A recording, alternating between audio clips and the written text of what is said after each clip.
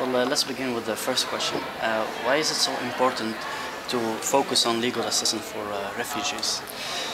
Because the law, international and domestic law, provides very specific legal obligations on states, but also on other stakeholders to protect refugees, asylum seekers and migrant workers. But often those laws are not translated into practice, so it doesn't really offer any real protection to refugees. And I think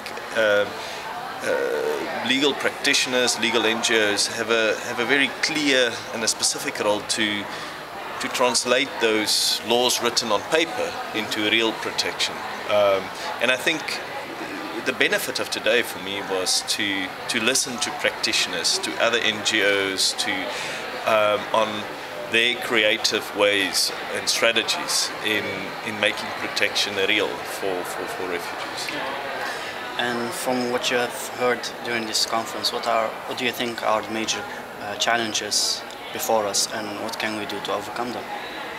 The major challenges is that I think most countries in the South, in the global South, are really struggling to offer real protection, and that there is not enough political will of governments to fulfill its obligations, and it's our role to bring these concerns to government and tell them, they have obligations and there are mechanisms to hold them accountable. And those mechanisms include legal processes, public interest litigation, but it also includes political mobilization. Refugee communities are not powerless. They can mobilize, and they should mobilize. And it's the challenge is, how do you combine a range of advocacy strategies that starts from a media and a public awareness campaign to a political mobilization, people on the street kind of campaigns, and combine that with a legal strategy, that could bring cases to courts and ask the court to pronounce on the state's obligation to protect those people. Okay. I just heard you saying mechanisms, and also during the conferences we heard a lot of several times the word mechanism, but how can we enforce such mechanisms, or how can we implement them in order to ensure the protection of those rights for the refugees? Firstly, I think those mechanisms must be clearly defined in law and in policies. Yes. And in agreements. I think during the day people spoke of the agreements between the UNHCR and governments, and sometimes those agreements are vague, and the obligations of the UN and the obligations of the states are not clearly defined. So refugee communities do not really know what they can expect from the UN or from government. Yeah. And the laws similarly, the national laws must be clearly written, and so that we know what we can hold them accountable to.